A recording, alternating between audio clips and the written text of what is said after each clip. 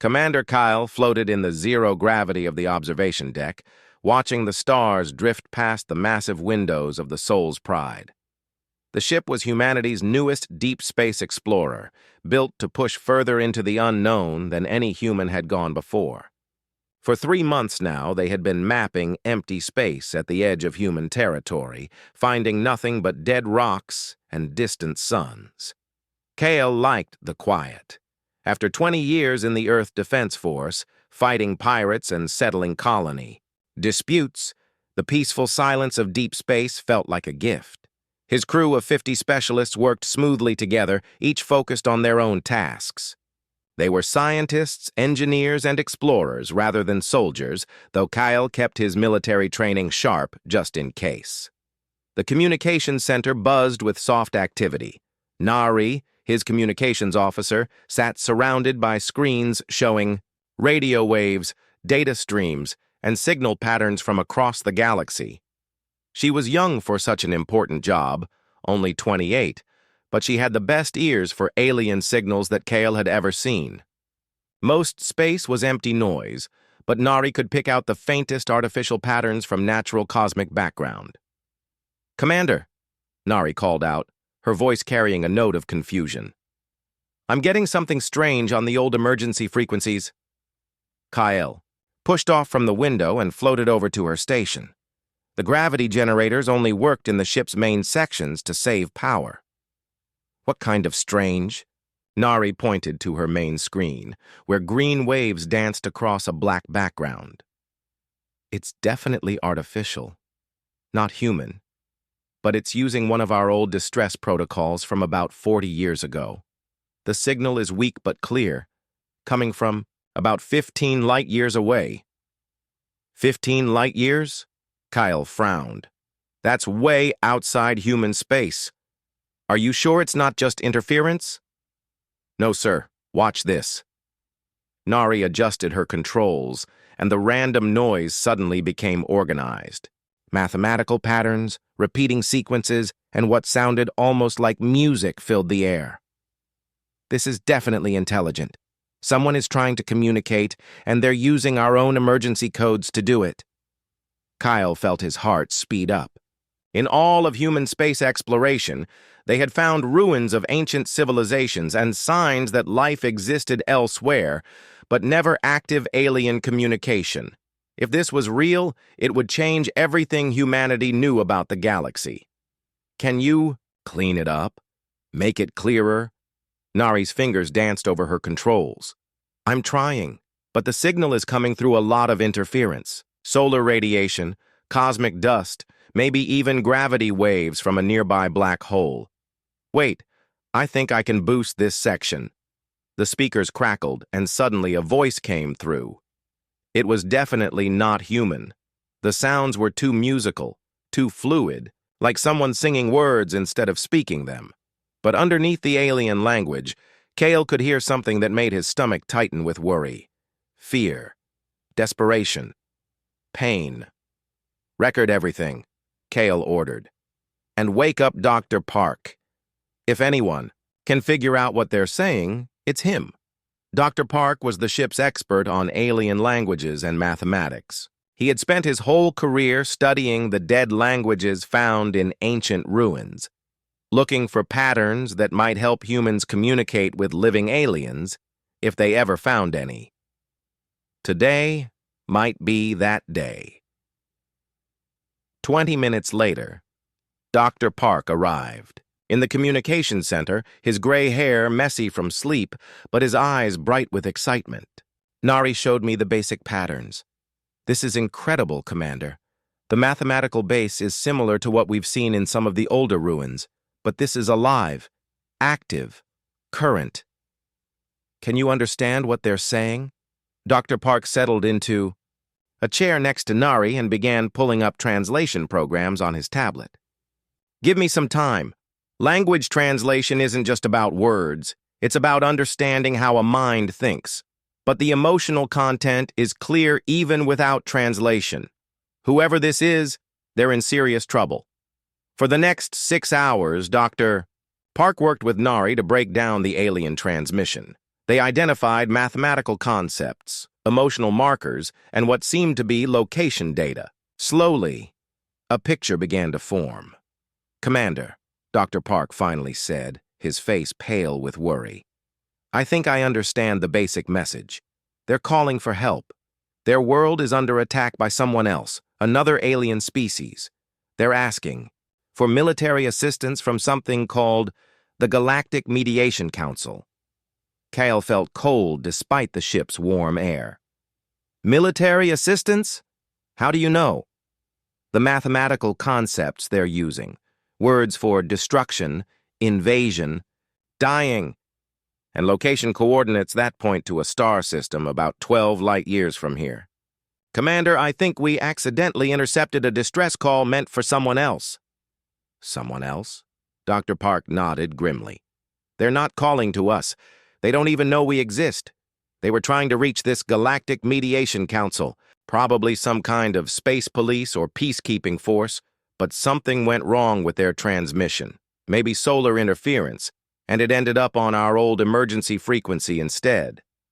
Kale stared at the star charts showing the alien signals. Source: 12 light years away, an unknown alien civilization was under attack by another unknown alien civilization, and humanity had accidentally become witnesses to what might be genocide.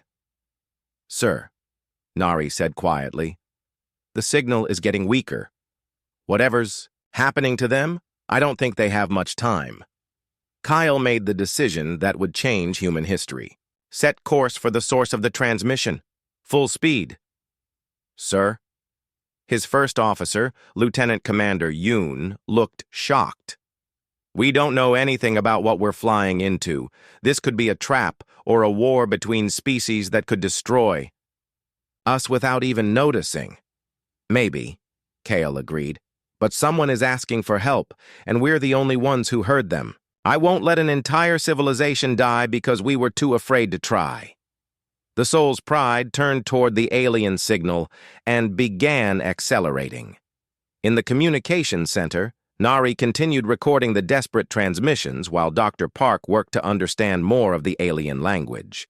What they didn't know was that their decision to investigate would introduce humanity to a galaxy far more complex and dangerous than they had ever imagined. As the ship jumped into faster-than-light travel, racing toward an unknown star system, the alien voice continued singing its song of fear and hope into the cosmic dark, unaware that the help coming was not what they expected, and far more dangerous than anything they could imagine. The beings sending the distress call had never encountered a species like humanity. They had never met anyone from a death world, where every day was a struggle for survival, and every generation was shaped by conflict. They were about to learn that sometimes the wrong answer to a prayer could be exactly what was needed. But first, the humans had to survive what they would find when they arrived, and that was far from certain.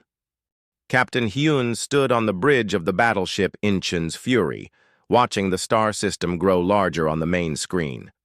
3 days had passed since Commander Kale's discovery of the alien distress signal, and the emergency response fleet was finally approaching its destination. Hyun commanded the small battle group, his own ship, the destroyer Busan's Thunder, and the support vessel, Jeju's Hope. The Korean Space Force had assembled this fleet quickly after receiving Kale's report. If humanity was about to make first contact with alien civilizations, they wanted to be ready for anything. Hyun had fought in the Mars Rebellion and the asteroid belt conflicts, but nothing had prepared him for the possibility of alien warfare.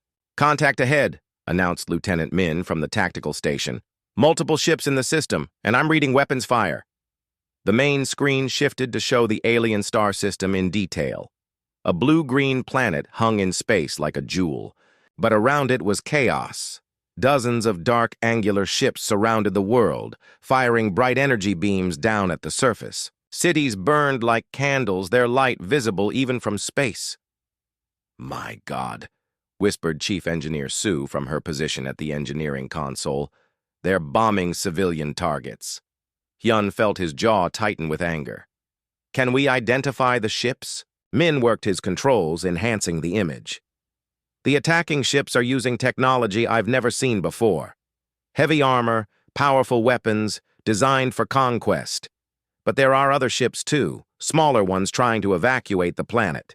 They're completely defenseless, no weapons at all. The defenseless ones must be the species that sent the distress call, Hyun concluded, and the attackers are the enemy they were trying to escape from. Commander June, the fleet's xenobiologist, stepped forward. Captain, we need to try communicating with the peaceful aliens before we do anything else. They don't know we're coming, and they might panic if 3 unknown warships suddenly appear. Hyun nodded. Do it. Use the same frequency they were broadcasting on. June activated the communication system and began transmitting. Unknown peaceful species. This is Captain Hyun of the human space fleet. We received your distress signal and have come to offer assistance. Please respond if you can hear this message. For several minutes, nothing happened. The battle around the planet continued, with the dark ships methodically destroying what looked like beautiful crystal cities. Then, finally, a response came, through the speakers. The voice was musical and soft, like wind chimes singing words. Even through the universal translator, the speaker sounded terrified and confused. Unknown species? We do not understand. We called for the Galactic Mediation Council. Are you mediators? June looked at Captain Hyun, who shook his head. Tell them the truth. Peaceful species, my name is June. We are humans from the planet, Earth. We intercepted your distress signal by accident and came to help. We are not mediators.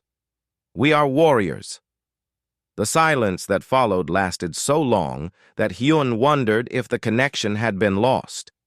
When the alien voice returned, it sounded even more frightened. Warriors? We do not understand. We called for peacekeepers, for diplomats to negotiate with the Krexton invaders.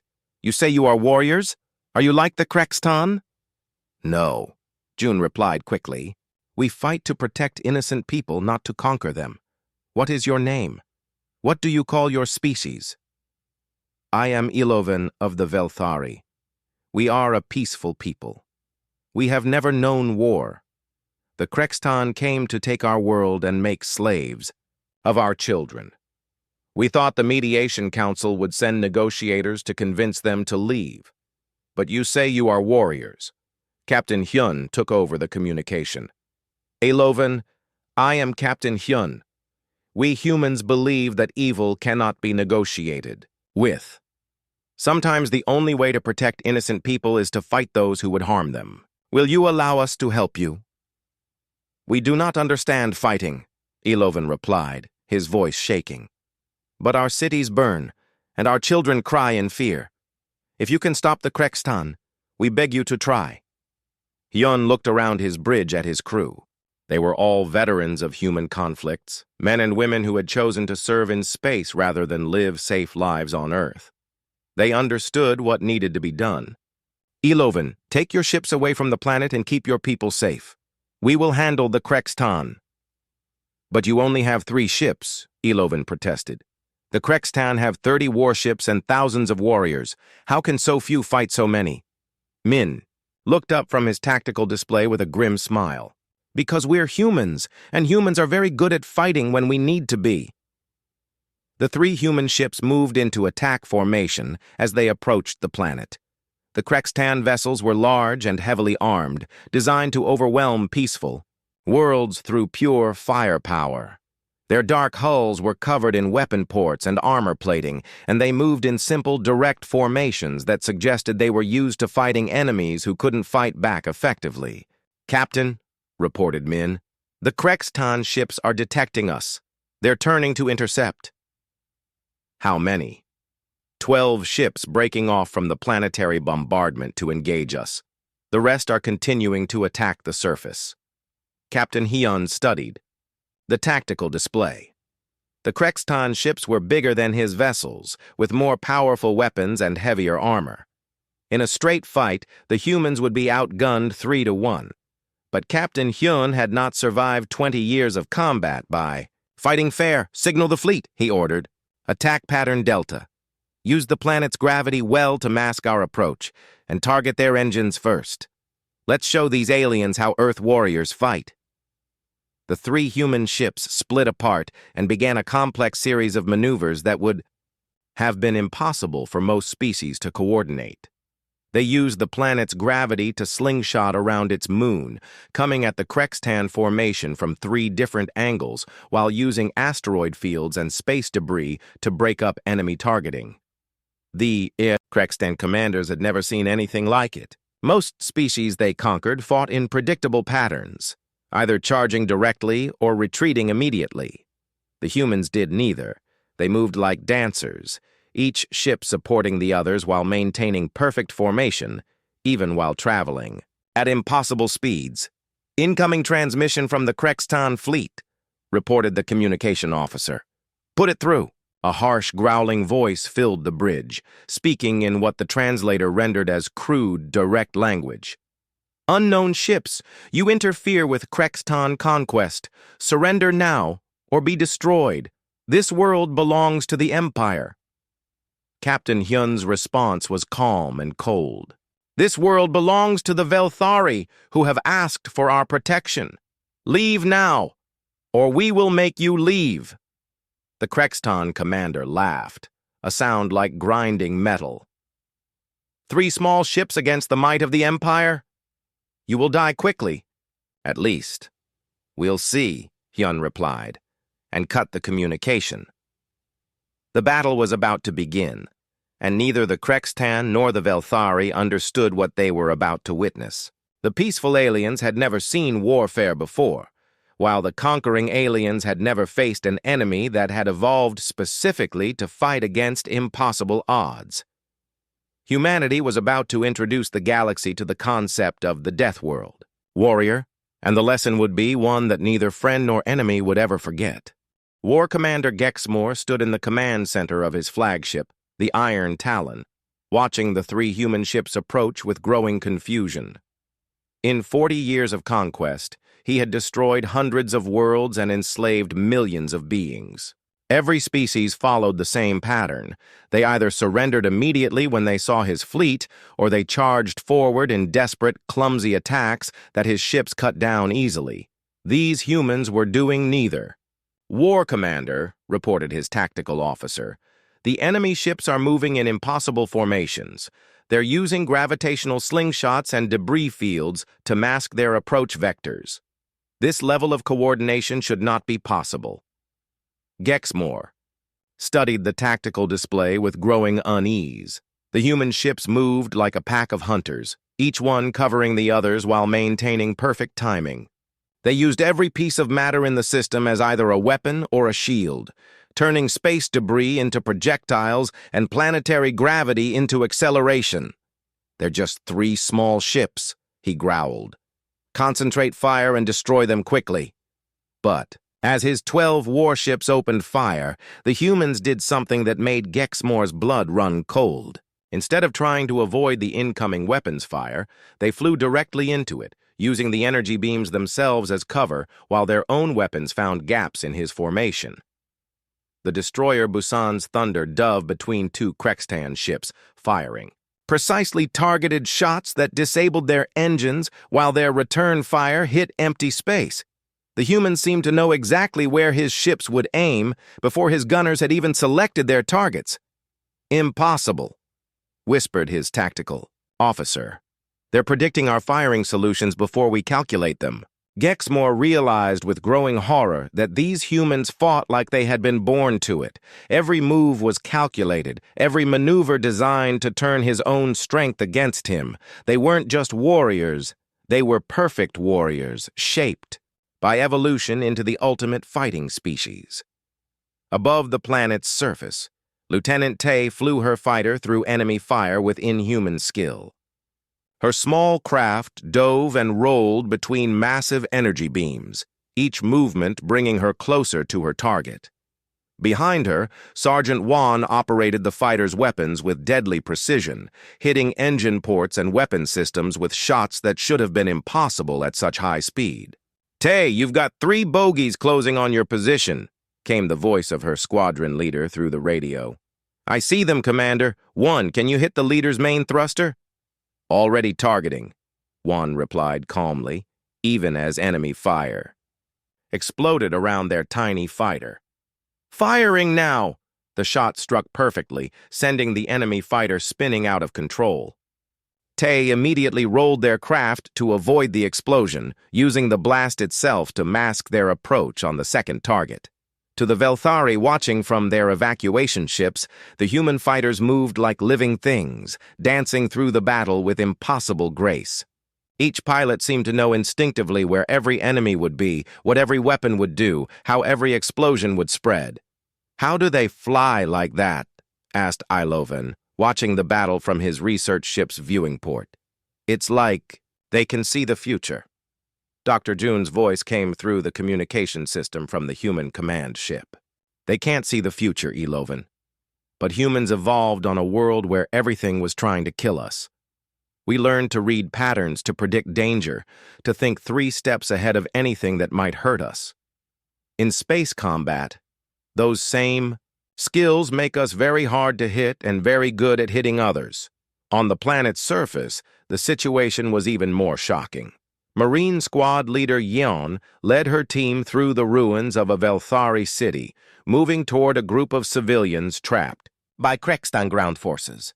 The aliens had never seen anything like human soldiers in action. Yeon's Marines moved through the urban battlefield like ghosts, using destroyed buildings and burning vehicles as cover while they closed on the enemy position. Each human seemed to know exactly where their teammates were at all times, coordinating their movements without even speaking. "Contact front," called out Corporal Dal as a group of Krextan soldiers emerged from behind a collapsed crystal tower. The aliens were twice the size of humans, heavily armored and carrying weapons that could punch through tank armor, but size and weapons meant nothing against human tactics. The Marines split up instantly, each one taking cover while others provided supporting fire. They moved like they had trained together for decades, even though some of them had only met weeks ago.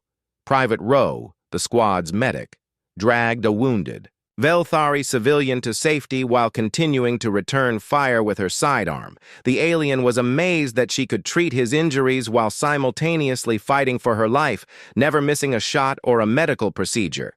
"Why do you risk yourself? For us?" the Velthari asked through his translator device. "We are not your people." Rowe looked at him with surprise while applying medical foam to his burned arm. "Because you needed help, and we could provide it. That's what soldiers do."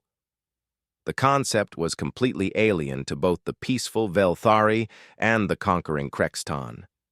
Neither species had ever encountered beings who fought not for conquest or survival, but simply because it was the right thing to do.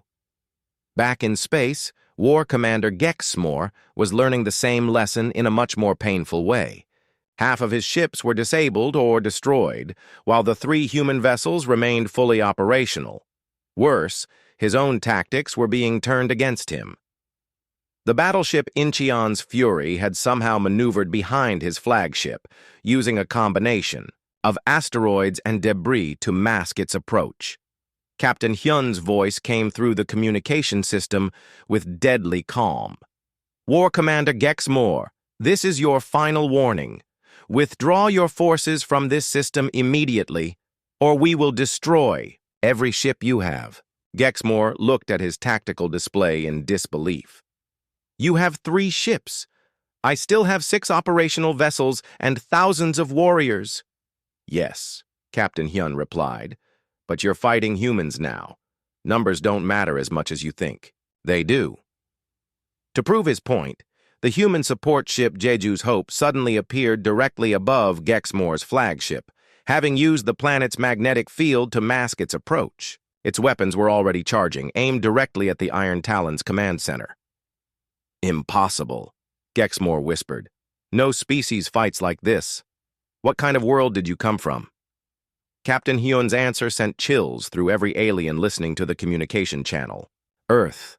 A world where everything wants to kill you, the weather changes without warning, the ground shakes and splits open, and the only way to survive is to become harder than everything trying to destroy you."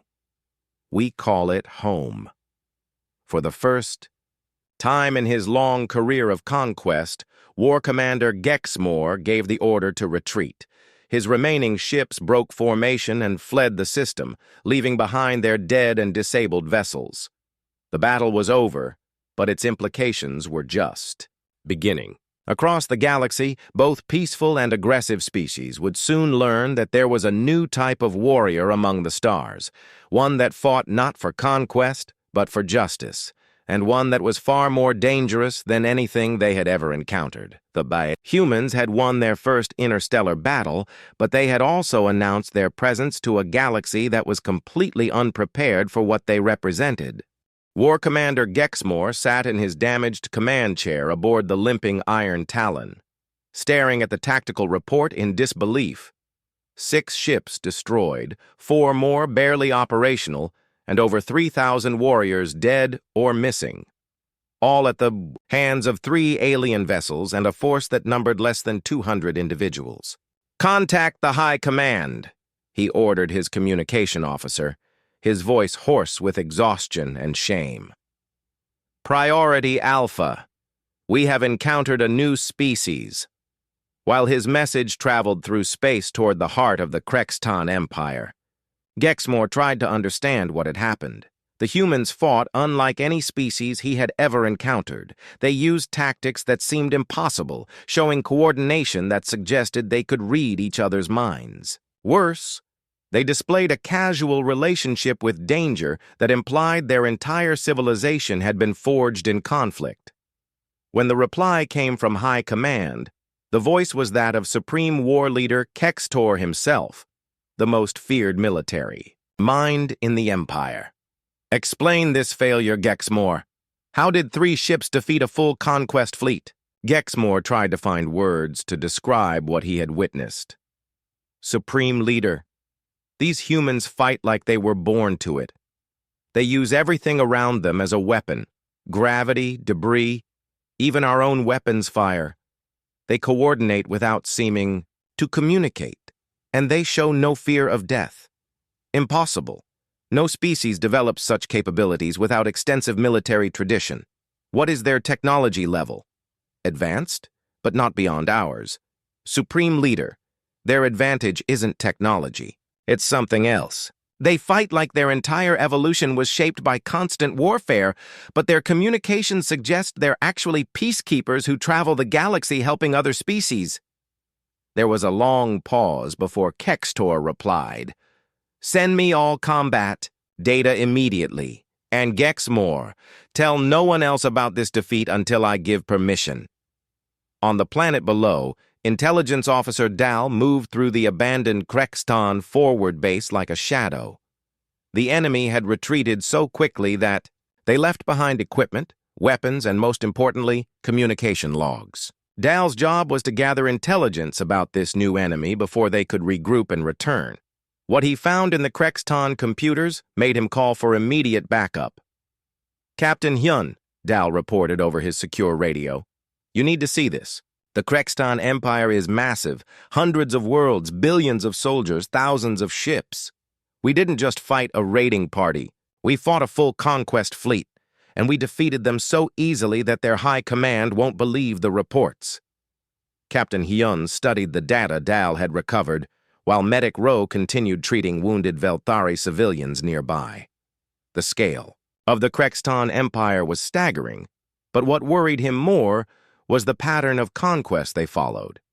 "They target peaceful species exclusively," Hyun observed. "Look at this list. Every world they've conquered was completely pacifist, with no military technology or fighting traditions.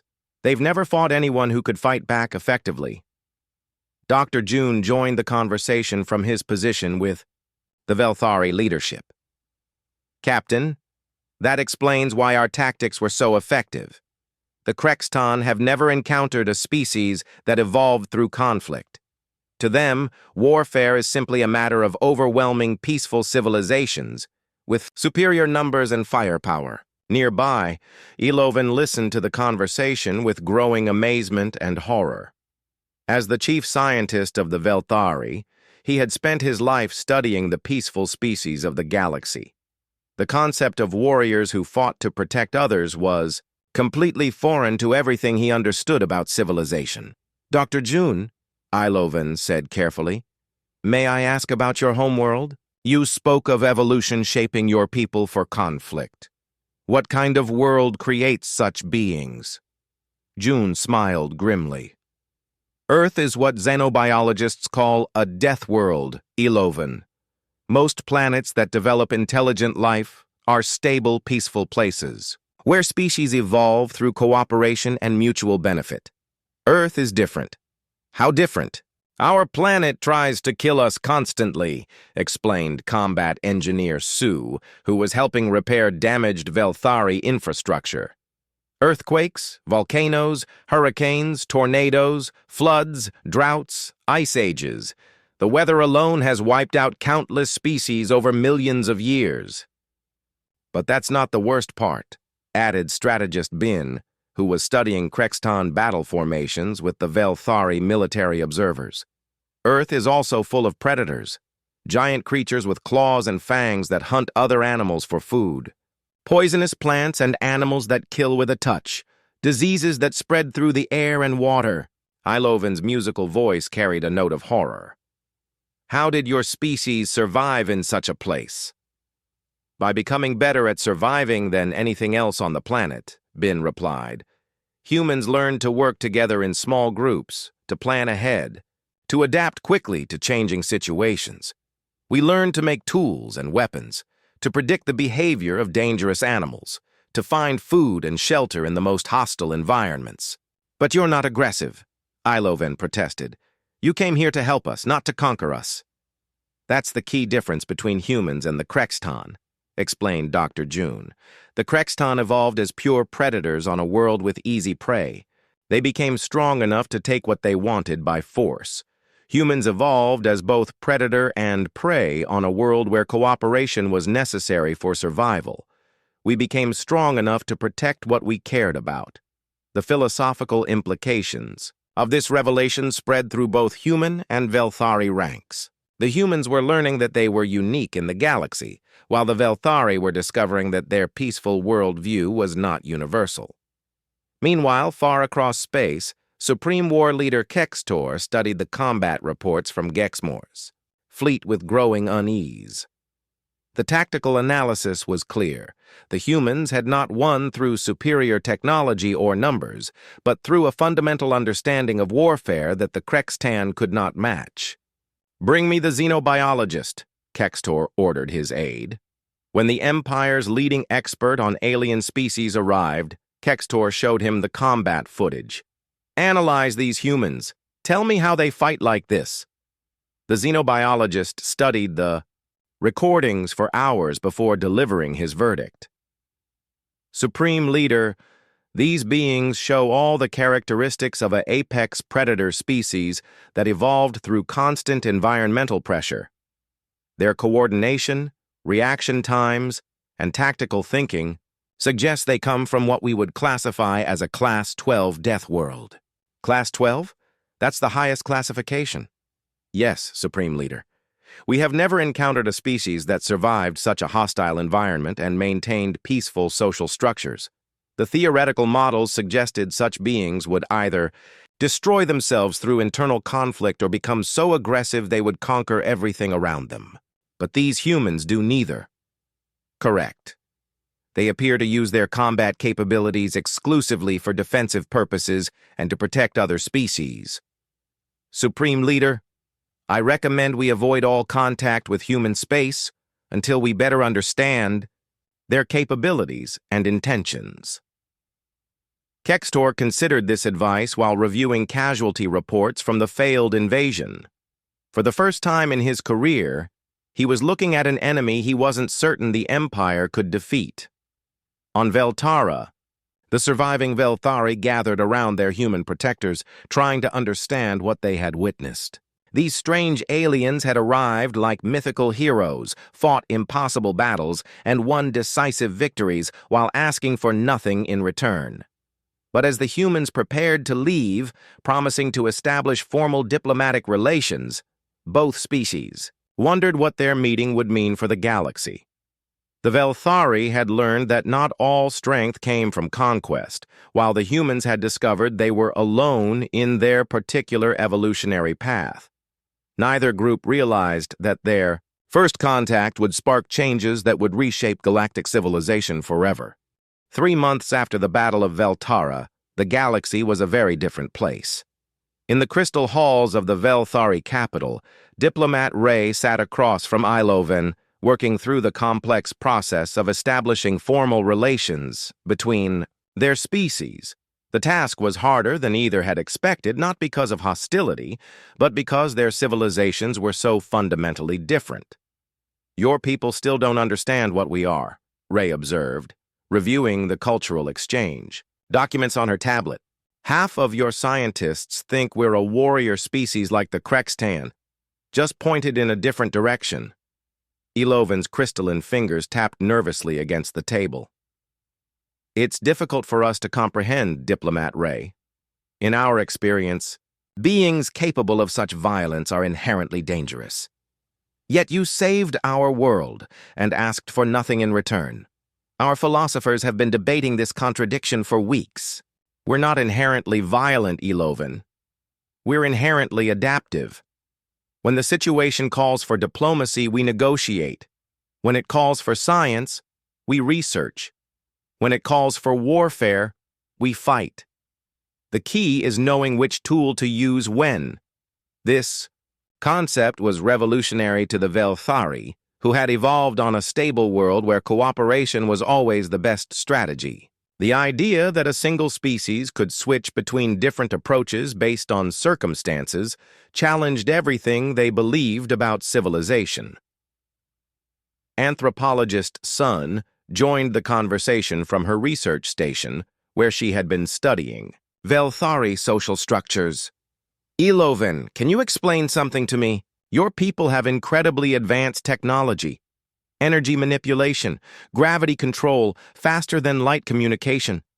How did you develop all this without ever needing to fight?" "Fighting was never necessary," Iloven replied, his musical voice carrying confusion. "Our world provided everything we needed. When we encountered challenges, we studied them and found peaceful solutions. When we met other species, we shared knowledge and resources. Why would anyone choose conflict when cooperation is more efficient?" "Because cooperation only works when everyone agrees to cooperate," Sun explained gently. "On Earth, not everyone wanted to share. Some groups tried to take from others by force, so we had to learn how to protect ourselves and those we cared about.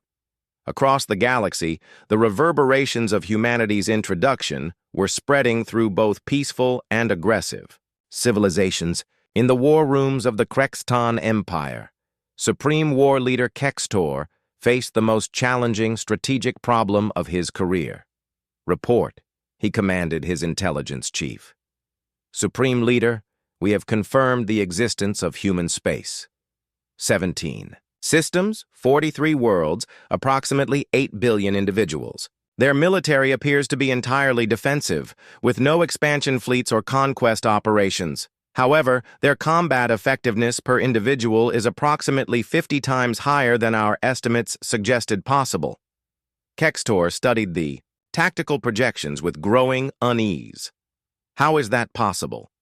"Their entire military doctrine is based on defeating larger forces through superior coordination and tactics. They train constantly for scenarios where they are outnumbered and outgunned. Supreme Leader, our standard conquest strategies would be completely ineffective against them." "What do you recommend?" The intelligence chief hesitated before answering. "Complete avoidance of human space, Supreme Leader. Mark their territory as a galactic hazard zone and redirect all expansion efforts away from their borders." Meanwhile, in the depths of space, other species were learning about humanity through very different channels. The Galactic Mediation Council, the organization the Velthari had originally tried to contact, finally received reports of the battle through their intelligence networks. Council leader Vex Amin read the reports with fascination rather than fear. The council was composed of several peaceful species who worked together to resolve conflicts through diplomacy and economic pressure.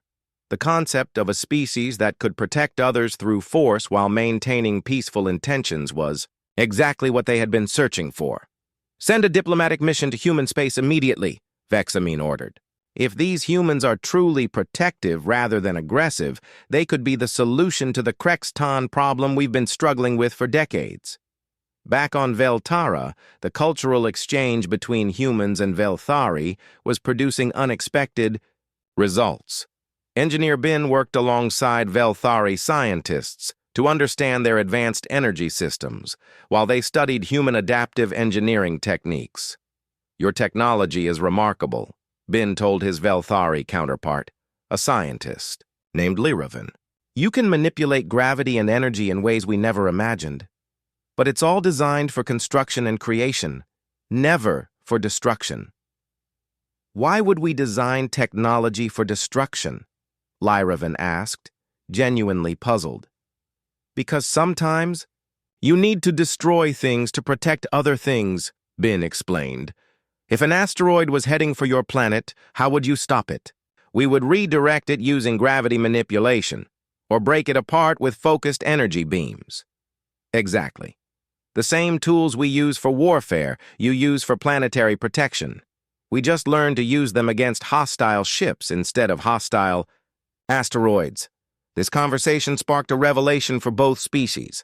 The Velthari realized that human weapons were often just tools used in a different context, while the humans discovered that Velthari peaceful technology could be incredibly powerful if properly applied. As news of humanity spread through the galactic community, different species reacted in different ways. Peaceful civilizations like the Altarians and the Centauri Collective sent diplomatic missions, hoping to establish protective alliances.